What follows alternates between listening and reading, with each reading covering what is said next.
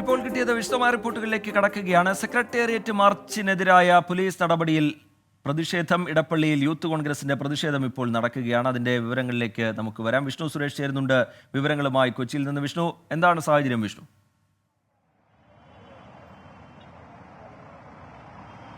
രജിത്ത്, പ്രതിഷേധം നിലവിൽ അവസാനിച്ചിട്ടുണ്ട്. ഏകദേശം അരമണിക്കൂർ മാത്രമാണ് നീണ്ടുനിന്നത്. ഇക്കാണുന്ന ടോൾ ജംഗ്ഷനാണ് യൂത്ത് കോൺഗ്രസ് ഇടപ്പള്ളി നിയോജക മണ്ഡലത്തിന്റെ നേതൃത്വത്തിൽ ഉപരോധിച്ചത്. ഏകദേശം 25ലധികം വരുന്ന പ്രവർത്തകരുണ്ടായിരുന്നു. ഇതിൽ ചെറിയൊരു ഉന്തും തള്ളും ഉണ്ടായാലും പ്രധാനപ്പെട്ട കാരണം മുഖ്യമന്ത്രിയുടെ കോലം ഉൾപ്പെടെ പ്രവർത്തകർ കത്തിക്കാൻ ശ്രമിച്ചിരുന്നു. എന്നാൽ അത് ഈ തിരക്കുള്ള റോഡാണ്, അതുകൊണ്ട് റോഡിൽ നിന്ന് മാറ്റണം എന്ന് പറഞ്ഞത് പോലീസും പ്രവർത്തകരും തമ്മിൽ ചെറിയ ഉന്തും തള്ളിനും വഴിവെച്ചിരുന്നു. എന്നാൽ മുഖ്യമന്ത്രിയുടെ കോലം കെട്ടുന്നതിന് വേണ്ടി അല്ലെങ്കിൽ നിർമ്മിക്കുന്നതിന് വേണ്ടി ഉപയോഗിച്ച തുണി ആണ് പിന്നീട് ഏറ്റവും ഒടുവിൽ യൂത്ത് കോൺഗ്രസ് പ്രവർത്തകർ കത്തിച്ചത്. യൂത്ത് കോൺഗ്രസ് പ്രവർത്തകരെ കസ്റ്റഡിയിലെടുത്ത് നിലവിൽ മാറ്റുകയും ചെയ്തിട്ടുണ്ട്. പ്രതിഷേധം അവസാനിച്ചിരുന്നു. തിരുവനന്തപുരത്ത് നടന്ന സെക്രട്ടേറിയറ്റ് മാർച്ചിൽ യൂത്ത് കോൺഗ്രസ് പ്രവർത്തകർക്കായ അല്ലെങ്കിൽ സംസ്ഥാന അധ്യക്ഷന്മാർക്ക് ഉൾപ്പെടെയുള്ളവർക്ക് രൂക്ഷ മർദ്ദനമുണ്ടായിരുന്നു. ആ ഒരു പശ്ചാത്തലത്തിലാണ്, അതിൽ പ്രതിഷേധിച്ചാണ് നിലവിൽ യൂത്ത് കോൺഗ്രസ് ഇടപ്പള്ളി നിയോജക മണ്ഡലത്തിന്റെ നേതൃത്വത്തിൽ പ്രതിഷേധം നടത്തിയത്. പ്രതിഷേധം നിലവിൽ അവസാനിച്ചിട്ടുണ്ട്. രജിത്ത്, വിവാദങ്ങളുടെ പശ്ചാത്തലത്തിൽ മുഖ്യമന്ത്രിയുടെ രാജി ആവശ്യപ്പെട്ടുകൊണ്ട് സെക്രട്ടേറിയറ്റിലേക്ക് നടത്തിയ യൂത്ത് കോൺഗ്രസിന്റെ പ്രതിഷേധം, അതിലുണ്ടായ പോലീസ് നടപടി, അതിൽ പ്രതിഷേധിച്ചുകൊണ്ടാണ് ഇപ്പോൾ യൂത്ത് കോൺഗ്രസ് ഇടപ്പള്ളിയിൽ പ്രതിഷേധിച്ചത്. ഒരു സംഘർഷ സാഹചര്യം ഇപ്പോൾ ഒഴിഞ്ഞിട്ടുണ്ട് എന്നാണ് ദൃശ്യങ്ങളിൽ നിന്ന് മനസ്സിലാവുന്നത്. വിഷ്ണു സുരേഷ് വിവരങ്ങൾ നൽകുകയായിരുന്നു കൊച്ചിയിൽ നിന്ന്. നടൻ വിനായകന് നേരെ കയ്യേറ്റം. ഹൈദരാബാദ് വിമാനത്താവളത്തിലെ CISF ഉദ്യോഗസ്ഥരാണ് കയ്യേറ്റം ചെയ്തത്. കൊച്ചിയിൽ നിന്നും ഗോവയിലേക്കുള്ള യാത്രക്കിടയിലാണ് സംഭവം. ശ്രീകാന്ത് ചേരുന്നുണ്ട് വിവരങ്ങളുമായി കൊച്ചിയിൽ നിന്ന്. ശ്രീകാന്ത്, എന്താണ് സംഭവിച്ചത്? ഇങ്ങനെ ഒരു കയ്യേറ്റത്തിലേക്കൊക്കെ കാര്യങ്ങൾ പോയത് എങ്ങനെയാണ് ശ്രീകാന്ത്? റീജിത്ത്, അതിന്റെ കൂടുതൽ വിവരങ്ങൾ വ്യക്തമായിട്ടില്ല. നടൻ വിനായകന് കയ്യേറ്റം ഉണ്ടായി എന്നുള്ളതാണ് ഇപ്പോൾ കിട്ടുന്ന വിവരം. ഹൈദരാബാദ് വിമാനത്താവളത്തിലെ CISF ഉദ്യോഗസ്ഥരാണ് കയ്യേറ്റം ചെയ്തത് എന്ന വിവരം വരുന്നുണ്ട്. കൊച്ചിയിൽ നിന്നും ഗോവയിലേക്കുള്ള യാത്രക്കിടെയാണ് കയ്യേറ്റമുണ്ടായത്. CISF ഉദ്യോഗസ്ഥർ വിനായകനെ തടഞ്ഞു വെച്ചിരിക്കുന്നു എന്ന വിവരവും പുറത്തു വന്നിട്ടുണ്ട്. കാരണം എന്താണെന്നത് സംബന്ധിച്ചുള്ള വിശദാംശങ്ങൾ ഇതുവരെയും വന്നിട്ടില്ല. ഇത് അല്പസമയമാകുന്നതേ ഉള്ളൂ സംഭവം നടന്നിട്ട്. മറ്റ് വിശദാംശങ്ങൾ വരുന്ന നമുക്കത് അപ്ഡേറ്റ് ചെയ്യാൻ സാധിക്കും. തീർച്ചയായും അല്പസമയം മുമ്പാണ് ഇങ്ങനൊരു വാർത്താ വിവരം പുറത്തു വന്നത്. അതിൻ്റെ കൂടുതൽ വിശദാംശങ്ങൾ പുറത്തു വരേണ്ടതുണ്ട്. നടൻ വിനായകന് നേരെയാണ് കയ്യേറ്റം ഉണ്ടായിരിക്കുന്നത്. ഹൈദരാബാദ് വിമാനത്താവളത്തിലെ CISF ഉദ്യോഗസ്ഥരാണ് കയ്യേറ്റം ചെയ്തത്. എന്തിനാണ് അങ്ങനെ ഒരു നടപടി, ഒരു കയ്യേറ്റത്തിലേക്ക് കാര്യങ്ങൾ പോയത് എങ്ങനെയാണ് എന്നുള്ള കാര്യത്തിലൊന്നും ഇപ്പോഴൊരു വ്യക്തത വന്നിട്ടില്ല. അല്പസമയത്തിനകം വിവരങ്ങൾ ലഭ്യമാകുന്ന മുറയ്ക്ക് അത് പ്രേക്ഷകരെ അറിയിക്കുകയും ചെയ്യാം. ശ്രീകാന്ത് വിവരങ്ങൾ നൽകുകയായിരുന്നു കൊച്ചിയിൽ നിന്ന്. വളരെ പ്രധാനപ്പെട്ട മറ്റൊരു വാർത്തയുടെ വിവരങ്ങൾ കൂടി ശ്രീകാന്ത് പ്രേക്ഷകർക്കായി പങ്കുവയ്ക്കും. ബലാത്സംഗ കേസിൽ മുകേഷ് MLA മുൻകൂർ ജാമ്യം റദ്ദാക്കണമെന്ന് സർക്കാർ. മുൻകൂർ ജാമ്യം നൽകിയ ഉത്തരവിനെതിരെ ഹൈക്കോടതിയിൽ അപ്പീൽ നൽകും. സെഷൻസ് കോടതി വിധിയിലെ പിഴവുകൾ ചൂണ്ടിക്കാട്ടിയാകും അപ്പീൽ. ശ്രീകാന്ത് ചേരുന്നുണ്ട് വിവരങ്ങളുമായി കൊച്ചിയിൽ നിന്ന്. ശ്രീകാന്ത്, വിശദാംശങ്ങൾ എന്താണ്? കീഴ്ക്കോടതി ഉത്തരവ് വിചാരണയെ ബാധിക്കും എന്നതടക്കമുള്ള എന്തൊക്കെ കാര്യങ്ങളാണ് സർക്കാർ ഉയർത്താൻ പോകുന്നത്? ശ്രീകാന്ത്, റീജിത്ത്, ഈ കേസിൽ സെഷൻസ് കോടതി, ജില്ലാ പ്രിൻസിപ്പൽ സെഷൻസ് കോടതി വിധി പറഞ്ഞപ്പോൾ തന്നെ ഒരു അസ്വാഭാവികത തോന്നിയിരുന്നു. കാരണം കേസിന്റെ മെറിറ്റിലേക്ക് കടന്നു കയറി ഉള്ള വിധി പ്രസ്താവമെന്നാണ് അത് വായിക്കുമ്പോൾ ഒറ്റ നോട്ടത്തിൽ ആർക്കും മനസ്സിലാകുന്നത്. ജഡ്ജ് ഹണി M വർഗീസിന്റെ ബെഞ്ചാണ് ഈ വിധി, ഒരു അസാധാരണ വിധി പറയുകയുണ്ടായത്. അതായത് അതിജീവിതയുടെ മൊഴിയെ അവിശ്വസിക്കുന്നതാണ് മുൻകൂർ ജാമ്യ ഉത്തരവെന്ന് സർക്കാർ കരുതുന്നു. 15 വർഷം പഴക്കമുള്ള കേസ് എന്ന ഒരു ലാഘവത്തോടെ കാണുന്നു എന്നൊരു ധ്വനി ആ ഉത്തരവിലുണ്ടായിരുന്നു. വിശദമായ മുൻകൂർ ജാമ്യ ഉത്തരവ് പരിധി വിട്ട ഉത്തരവാണെന്നും സർക്കാർ വിലയിരുത്തുന്നു. 19 പേജിൽ കേസിലെ വസ്തുതകൾ വിശദമായി ചർച്ച ചെയ്യേണ്ടിയിരുന്നില്ല എന്ന കാര്യവും പറയുന്നു. കേസിന്റെ വിശദമായ വിലയിരുത്തൽ ഈ ഘട്ടത്തിൽ അനിവാര്യമായിരുന്നില്ല എന്നും സർക്കാർ ചൂണ്ടിക്കാട്ടുന്നു. അതായത് ജഡ്ജ് ഈ മുൻകൂർ ജാമ്യം പരിഗണിച്ചപ്പോൾ കേസിന്റെ പൂർണ്ണമായ മെറിറ്റിലേക്ക് കയറി ആ കേസിന്റെ നിലനിൽപ്പ് തന്നെ ചോദ്യം ചെയ്തൊരു ഉത്തരവ് പുറപ്പെടുവിച്ചു. അതാണ് ആക്ഷേപത്തിന് കാരണം. ശരി, ശ്രീകാന്ത് വിവരങ്ങൾ നൽകുകയായിരുന്നു കൊച്ചിയിൽ നിന്ന്. സിനിമാ മേഖലയുടെ പുനർനിർമ്മാണത്തിന് പെരുമാറ്റച്ചട്ടവുമായി WCC പുതിയ നിർദ്ദേശങ്ങളുമായി ഇന്ന് പരമ്പര ആരംഭിക്കുന്നു എന്നാണ് സംഘടനയുടെ ഫേസ്ബുക്ക് പോസ്റ്റ്. ഹേമ കമ്മിറ്റി നിർദ്ദേശങ്ങളുടെ പശ്ചാത്തലത്തിൽ എല്ലാവർക്കും തുല്യവും സംഘടിതവുമായ തൊഴിലിടം എന്ന ലക്ഷ്യമാണ് WCCക്കുള്ളത് എന്നാണ് അവർ വിശദീകരിക്കുന്നത്. വിഷ്ണു സുരേഷ് ചേരുന്നുണ്ട് വിവരങ്ങളുമായി കൊച്ചിയിൽ നിന്ന്. വിഷ്ണു, ഇങ്ങനെ ഒരു പരമ്പര രൂപത്തിൽ അത് ആളുകൾക്ക് മുമ്പിലേക്ക് എത്താൻ പോവുകയാണ്. എന്താണ് അത് സംബന്ധിച്ച് WCC വിശദീകരിക്കുന്നത്? ലക്ഷ്യമിടുന്നത് എന്താണ് വിഷ്ണു സുരേഷ്?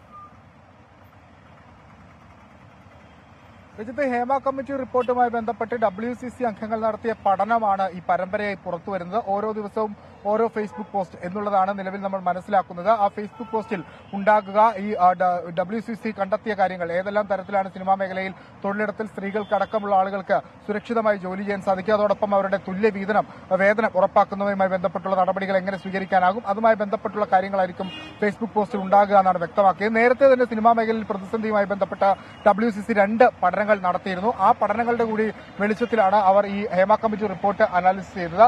അതിലെ വിവരങ്ങളാണ്, അല്ലെങ്കിൽ WCC ഹേമ കമ്മിറ്റി റിപ്പോർട്ടിൽ എങ്ങനെ വിലയിരുത്തുന്നു, അല്ലെങ്കിൽ എന്തെല്ലാം നിർദ്ദേശങ്ങളാണ് മുന്നോട്ട് വെക്കാൻ ഉദ്ദേശിക്കുന്നത് എന്നുള്ള കാര്യങ്ങളായിരിക്കും ഈ പരമ്പരയെ പോസ്റ്റ് ചെയ്യുക എന്നാണ് മനസ്സിലാക്കുന്നത്. മറ്റ് സിനിമാ സംഘടനകളുടെ അടക്കം സഹകരണവും WCC ഈ വിഷയത്തിൽ ആരാഞ്ഞിട്ടുണ്ട്. ശരി, വിഷ്ണു സുരേഷ് വിവരങ്ങൾ നൽകുകയായിരുന്നു കൊച്ചിയിൽ നിന്ന്. സർക്കാരിന്റെ സിനിമാ കോൺക്ലേവിനെതിരെ വിമർശനവുമായി നടി രഞ്ജിനി. ജസ്റ്റിസ് ഹേമ കമ്മിറ്റി റിപ്പോർട്ടിലെ ശുപാർശകൾ അടിയന്തരമായി നടപ്പാക്കുകയാണ് വേണ്ടത്. കോൺക്ലേവ് റദ്ദാക്കി നിയമം നടപ്പാക്കണമെന്നും ക്ഷണം ലഭിച്ചാലും താൻ പങ്കെടുക്കില്ല എന്നും രഞ്ജിനി 24-നോട് പറഞ്ഞു. സിനിമാ നയരൂപീകരണ ചർച്ചകൾ നടക്കുന്നു. കോൺക്ലേവുമായി മുന്നോട്ട് പോകാൻ തന്നെയാണ് സർക്കാരിന്റെ തീരുമാനം.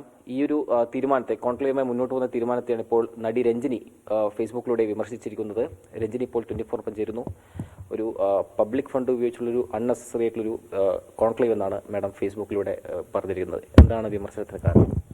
അതെ, ഇതുവരെ നമ്മൾ 2019 ജസ്റ്റിസ് ഹേമ തന്നെ ആ റിപ്പോർട്ടിൽ വെളിയിട്ടല്ലേ, her findings and her recommendations ആണ്. അപ്പോൾ 2019 നടന്നത് ഇപ്പോഴാണ് 2024 നമുക്ക് ആ റിപ്പോർട്ട് കിട്ടിയത്. സോ ഇത് ഓൾമോസ്റ്റ് 5 years. സർക്കാരിന് പോകുന്ന എന്ത് നടപടിയാണ് ഉടനടി വേണ്ടതെന്നാണ് മാഡം ആവശ്യപ്പെടുന്നത്? ഉടനടി ഇത് മീൻസ് അവർക്ക് ജിയോ സർക്കുലർ ഇറക്കാം. ദാറ്റ് ഇപ്പോൾ അവിടുത്തെ ഒരു ഫൈൻഡിങ്സ് ഉണ്ടല്ലോ, ഇങ്ങനത്തെ ഫെസിലിറ്റീസ്, ബേസിക് ഫെസിലിറ്റീസ്, കോൺട്രാക്ട്, ഇങ്ങനത്തെ കാര്യങ്ങൾ, safety issues, and also drafting of entertainment laws. And ഈ കോൺക്ലേവിൽ വരുന്നതെല്ലാം സിനിമയിൽ എന്താ പറയുക ഉള്ള ആൾക്കാരാണ് വരുന്നത്. അവരുടെ വാക്കാണ് പവർഫുൾ, ഓൾ ദ ജഡ്ജിന്റെ ഫൈൻഡിങ്സ് ആണ് powerful. So at least as a person എനിക്കെങ്കിലും ഒരു ഇൻവിറ്റേഷൻ, ബട്ട് എനിവേ അങ്ങനെ ഇൻവിറ്റേഷൻ വന്നാലും ഞാൻ പോകാൻ പോകുന്നില്ല. കാരണം ഒരു ജഡ്ജിന്റെ മൊഴിയാണ് വേർഡ്സ് ആണ് important. No need of conclave. Cancel the conclave and constitute. ഈ ലോ എന്ത് ഫൈൻഡിങ്സോ എന്ത് റെക്കമെൻഡേഷൻ ഉള്ളതോ അത് നമുക്ക് ഇപ്പൊ തന്നെ ലീഗൽ ഡ്രാഫ്റ്റിംഗ് ചെയ്യാമല്ലോ. സംഭവങ്ങളിലേക്ക് ഇത്ര നടപടിയിൽ കടക്കാത്ത ഒരു സാഹചര്യത്തിൽ മാഡത്തിന് ഈ മൊഴി നൽകിയത് ഒരു വേണ്ടിയിരുന്നില്ല എന്ന് തോന്നുന്നുണ്ടോ? ഇപ്പൊ നടക്കറിയതില്ലയാ, ഞാൻ ശരിക്കും റിഗ്രറ്റ് ചെയ്യുന്നു. Regret in the sense is ഇനി കോൺക്ലേവ് വെക്കണം എന്ന് പറയുന്നത്. അപ്പോൾ വാട്ട്സ് ദ പോയിന്റ്? 5 വർഷം നമ്മൾ ഇത് പൂത്തി വെച്ചു. ഇനി കോൺക്ലേവ്, എനിക്ക് തമാശ വരുന്നത് ഈ കോൺക്ലേവ് എന്ത് കാരണം കൊണ്ടാണ് കോൺക്ലേവ് വരുന്നത്? ജഡ്ജിന്റെ ഫൈൻഡിങ്സ് തന്നെ ഇപ്പോൾ വിലയില്ലാതെ പോകുന്നല്ലേ ഈ കോൺക്ലേവ് വെക്കുമ്പോൾ. എന്തായാലും ഇപ്പോൾ അമ്മ സംഘടനയിലെ നേതൃത്വഭാഗം തന്നെ പിരിച്ചുവിട്ടു. പല നടിമാരും അമ്മ സംഘടനയിൽ പരാതി നൽകിയിട്ടുണ്ട്. അപ്പോൾ ഒരു അമ്മ എന്ന സംഘടനയിലേക്ക് ഒരു വനിത ഇനി തലപ്പത്തേക്ക് വേണം എന്ന് ആവശ്യപ്പെടുന്നുണ്ടോ? ഉറപ്പായിട്ട് അറ്റ്ലീസ്റ്റ് ഇപ്പോഴെങ്കിലും ഒരു ചേഞ്ച് വരട്ടെ. ഈ റിപ്പോർട്ട് വന്നിട്ട് ഒരുപാട് റിപ്പിൾസ് വന്നല്ലോ നമ്മളുടെ ഇൻഡസ്ട്രിയിൽ. സോ വൈ നോട്ട് ഒരു ലേഡി പ്രസിഡന്റ് ആവാൻ പാടില്ലേ? ഹേമ കമ്മിറ്റിയുടെ ശുപാർശകൾ അടിയന്തരമായി നടപ്പാക്കണം. സർക്കാർ ഒരു പുതിയ നിയമം അത് മുന്നോട്ട് വെക്കണമെന്നാണ് നടി രഞ്ജിനി ആവശ്യപ്പെട്ടിരിക്കുന്നത്. അതിനായി ശക്തമായി നിലകൊള്ളും. കോൺക്ലേവ് എന്നൊരു ആവശ്യത്തിൽ നിന്നും സർക്കാർ പിന്നോട്ട് പോകണം എന്നാണ് നടി ആവശ്യപ്പെടുന്നത്. ക്യാമറാമാൻ നന്ദകിഷോറിനൊപ്പം നിതിൻ അംബുജൻ, 24.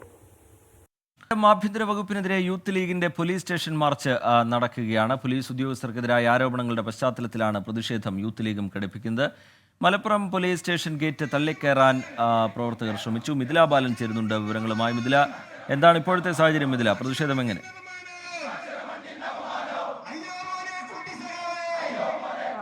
അല്പസമയം മുമ്പാണ് മലപ്പുറം പോലീസ് സ്റ്റേഷനിലേക്ക് യൂത്ത് ലീഗിന്റെ മാർച്ച് എത്തിയത്. ആദ്യം ഈ സ്റ്റേഷനിലെ ഗേറ്റ് തള്ളിക്കയറാനായിരുന്നു ശ്രമം നടത്തിയത്. എന്നാൽ പോലീസ് ഇത് തടഞ്ഞു. ഇപ്പോൾ ഗേറ്റ് മുന്നിൽ മുദ്രാവാക്യം വിളിക്കുന്ന കാഴ്ചയാണ് കാണാൻ കഴിയുന്നത്. യൂത്ത് ലീഗ് സംസ്ഥാന കമ്മിറ്റിയായിരുന്നു ഇത്തരത്തിൽ ഒരു പോലീസ് സ്റ്റേഷൻ മാർച്ച്, മലപ്പുറത്ത് മാത്രമല്ല സംസ്ഥാനത്തുടനീളം പോലീസ് സ്റ്റേഷൻ മാർച്ച് ഇത്തരത്തിൽ ഇന്ന് ആഹ്വാനം ചെയ്തിട്ടുണ്ട്, നടപ്പിലാക്കുന്നുണ്ട്. പോലീസിലെ ഉന്നത ഉദ്യോഗസ്ഥർക്കെതിരെ ഉയർന്ന ആരോപണങ്ങൾ, TV അൻവർ ഉന്നയിച്ച ആരോപണങ്ങളാണ് പ്രധാനം. ഈ ആരോപണങ്ങളിൽ ആഭ്യന്തര വകുപ്പ് നടപടിയെടുക്കുന്നില്ല. ആഭ്യന്തര വകുപ്പ് കുത്തൊഴിഞ്ഞു കിടക്കുകയാണ്. ആഭ്യന്തര വകുപ്പിനെതിരെയാണ് ഇപ്പോൾ യൂത്ത് ലീഗിന്റെ ഒരു പ്രതിഷേധം. മലപ്പുറം പോലീസ് സ്റ്റേഷനിലേക്കുള്ള ഒരു പ്രതിഷേധത്തിന്റെ ദൃശ്യങ്ങളാണ് നമ്മളിപ്പോൾ കാണുന്നത്. അല്പസമയം മുമ്പാണ് ഈ ഒരു പ്രതിഷേധം ആരംഭിച്ചത്. സമാനമായ രീതിയിൽ മലപ്പുറം ജില്ലയിലെ എല്ലാ പോലീസ് സ്റ്റേഷനുകളിലേക്കും മാർച്ചുണ്ട്. നിയോജക മണ്ഡലം പഞ്ചായത്ത് കമ്മിറ്റികളുടെ നേതൃത്വത്തിലാണ് പ്രതിഷേധ മാർച്ച് ഇപ്പോൾ നടന്നുകൊണ്ടിരിക്കുന്നത്. മലപ്പുറത്തെ സംബന്ധിച്ച് പറയുകയാണെങ്കിൽ മലപ്പുറം ജില്ലയിലെ കേസുകൾ വർദ്ധിപ്പിച്ച് മലപ്പുറം ജില്ലയെ ബ്ലാക്ക് ലിസ്റ്റ് ചെയ്യാനുള്ള ഒരു ആസൂത്രിത ശ്രമം പോലീസിന്റെ ഭാഗത്തുനിന്നുണ്ടാകുന്ന ആരോപണം മുസ്ലിം ലീഗും യൂത്ത് ലീഗും എല്ലാം തന്നെ ഉന്നയിച്ചിട്ടുണ്ടായിരുന്നു. ഈ ഒരു ആരോപണത്തിലും വലിയ രീതിയിലുള്ള പ്രതിഷേധമുണ്ട്. ഈ ഒരു മാർച്ചിന് പിന്നിൽ ആ ഒരു ആരോപണവും ഉയർത്തി കാണിക്കുന്നുണ്ട്. മറ്റൊന്ന് താനൂർ കസ്റ്റഡി കൊലപാതകത്തിൽ ആഭ്യന്തര വകുപ്പിനെതിരെ സർക്കാരിനെതിരെ പ്രതിഷേധം ശക്തമാക്കുന്നു യൂത്ത് ലീഗും. പോലീസ് സ്റ്റേഷൻ മാർച്ച് വിവിധയിടങ്ങളിൽ നടക്കുന്നുണ്ട്. മലപ്പുറം പോലീസ് സ്റ്റേഷൻ മാർച്ചിൽ അവിടെ ഗേറ്റ് തള്ളിക്കയറാൻ ശ്രമിച്ച പ്രവർത്തകർക്ക് നേരെ പോലീസ് നടപടിയുണ്ടായി. മിഥില ബാലൻ വിവരങ്ങൾ നൽകുകയായിരുന്നു.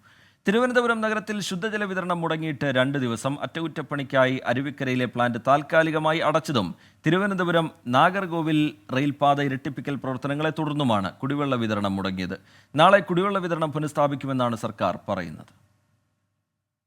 വെള്ളയമ്പലം തൈക്കാട് റോഡ് കഴക്കൂട്ട എന്നിവിടങ്ങളിൽ അവിടെ സൗജന്യമായി വെള്ളം എത്തിക്കാനുള്ള നടപടി സ്വീകരിക്കും.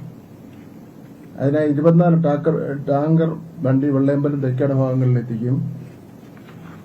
അതുപോലെ തന്നെ വാട്ടർ അതോറിറ്റി ഏർപ്പാട് ചെയ്യുന്ന 10 ടാങ്കർ വണ്ടി കഴക്കൂട്ടം മേഖലയിൽ എത്തിക്കും ഏർപ്പാട് ചെയ്യാൻ വേണ്ടി തീരുമാനിച്ചിട്ടുണ്ട്. അഡീഷണൽ ആയിട്ട് കഴക്കൂട്ടം മേഖലയുടെ പ്രത്യേക സാഹചര്യം കണക്കിലെടുത്തുകൊണ്ട് 10 ടാങ്കർ കൂടി അവിടെ കഴക്കൂട്ടം മേഖലയിൽ ശുദ്ധജലം എത്തിക്കുന്നതിന് വേണ്ടി ഏർപ്പാട് ചെയ്യുന്നു. പിന്നെ ഒരു കണ്ടൂർ റൂം വാട്ടർ അതോറിറ്റിയിൽ ഈ ആവശ്യത്തിന് വേണ്ടി മാത്രം പ്രത്യേകം തുറന്ന് പ്രവർത്തിക്കണമെന്നുള്ള നിലയിൽ ആലോചിച്ചിട്ടുണ്ട്. ഹരികൃഷ്ണൻ ചേരുന്നുണ്ട് വിവരങ്ങളുമായി തിരുവനന്തപുരത്ത് നിന്ന്. ഹരികൃഷ്ണൻ, കുടിവെള്ളത്തിന്റെ കാര്യമാണ് വലിയ പ്രതിസന്ധി ഇപ്പോഴുണ്ട്. താൽക്കാലികമായി ചില സംവിധാനങ്ങളൊക്കെ ടാങ്കറുകളിൽ വെള്ളം എത്തിക്കുന്ന നടപടിയൊക്കെ ഉണ്ടാവുന്നുണ്ടെങ്കിലും പൂർണ്ണമായി ഒരു പരിഹാരം എപ്പോഴേക്കുണ്ടാകും? സർക്കാർ എന്താണ് വിശദീകരിക്കുന്നത് ഹരീഷൻ?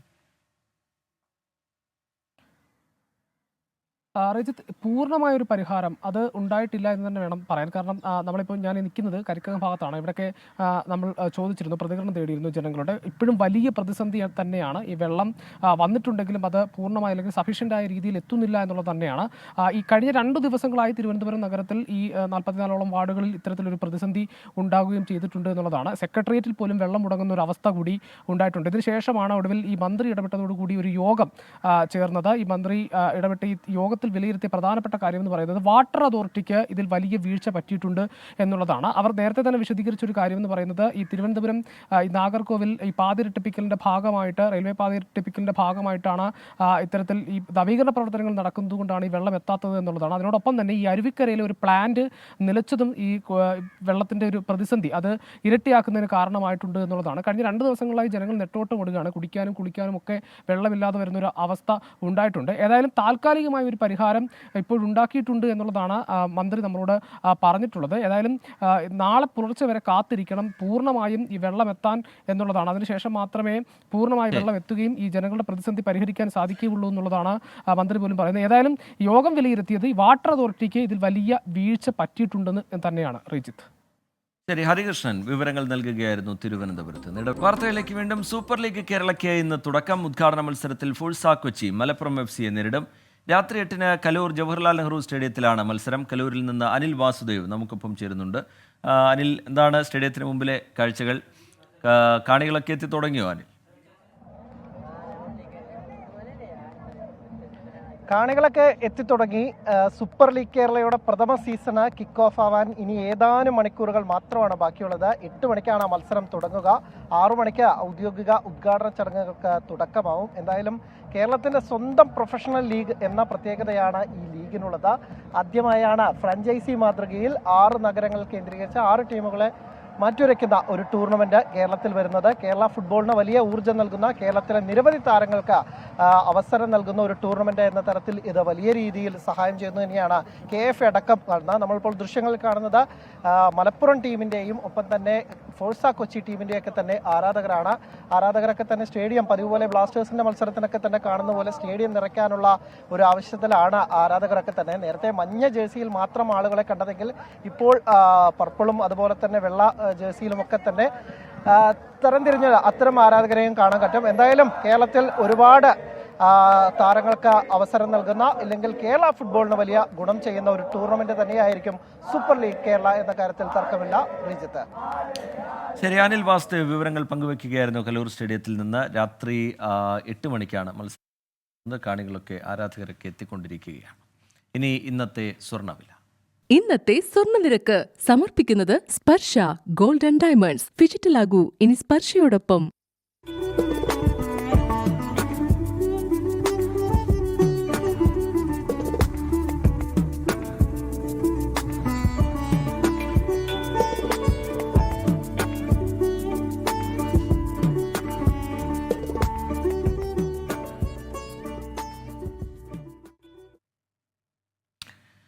ഇപ്പോൾ കിട്ടിയത് ഇവിടെ പൂർത്തിയാവുകയാണ്.